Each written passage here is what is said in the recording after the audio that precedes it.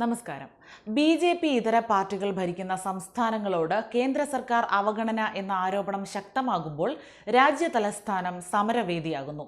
കേന്ദ്ര അവഗണനയ്ക്കെതിരെ ദില്ലിയിൽ കേരളത്തിന്റെ പ്രതിഷേധം നയിക്കാൻ മുഖ്യമന്ത്രി പിണറായി വിജയൻ അടക്കമുള്ളവർ എത്തിയപ്പോൾ തമിഴ്നാടും സമാന പ്രതിഷേധവുമായി രംഗത്തുണ്ട്. തമിഴ്നാട് ഭരിക്കുന്ന DMK പാർട്ടിയാണ് ഇന്ന് ദില്ലിയിൽ പ്രതിഷേധിക്കുക. ഇന്നലെ കർണാടക സർക്കാരും സമാന വിഷയമുയർത്തി ദില്ലിയിൽ പ്രതിഷേധം നടത്തിയിരുന്നു. കേന്ദ്ര അവഗണനയ്ക്കെതിരെ തമിഴ്നാട്ടിലെ DMK സഖ്യമാണ് ദില്ലിയിൽ ഇന്ന് പ്രതിഷേധം സംഘടിപ്പിക്കുന്നത്. പാർലമെന്റ് മന്ദിരത്തോട് ചേർന്നുള്ള ഗാന്ധി പ്രതിമയ്ക്ക് മുന്നിൽ കറുത്ത വസ്ത്രം ധരിച്ചാകും പ്രതിഷേധം.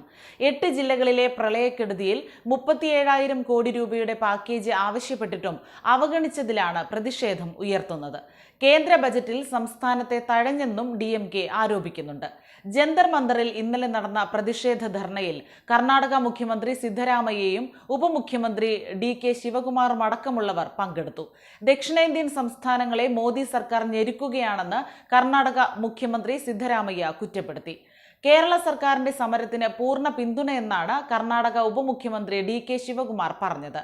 ഇന്നലെ രാവിലെ 11 മണിക്ക് തുടങ്ങിയ ചലോ ദില്ലി പ്രതിഷേധ ധർണ ഉച്ചയ്ക്ക് 1 മണിക്കാണ് അവസാനിച്ചത്.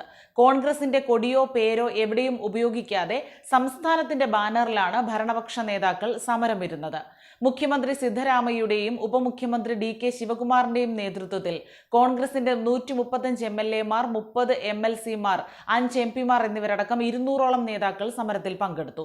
അതേസമയം കേന്ദ്ര സർക്കാർ അവഗണനയ്ക്കെതിരെ മുഖ്യമന്ത്രി പിണറായി വിജയന്റെ നേതൃത്വത്തിൽ ജന്തർ മന്ദറിൽ ഇന്ന് പ്രതിഷേധ ധർണ നടക്കും.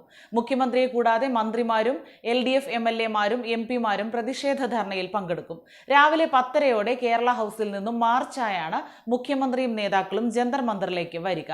ഉച്ചയ്ക്ക് 1 മണിയോടെ പ്രതിഷേധം അവസാനിപ്പിക്കും. സീതാറാം യെച്ചൂരി ഉൾപ്പെടെയുള്ള മുതിർന്ന CPM നേതാക്കളും DMK AAP പ്രതിനിധികളും പ്രതിഷേധത്തിൽ പങ്കെടുക്കും. ഇന്നലെ കർണാടകത്തിലെ നേതാക്കൾ സമരമിരുന്ന അതേ പന്തലിലാണ് കേരളത്തിന്റെയും പ്രതിഷേധ പരിപാടി നടക്കുക.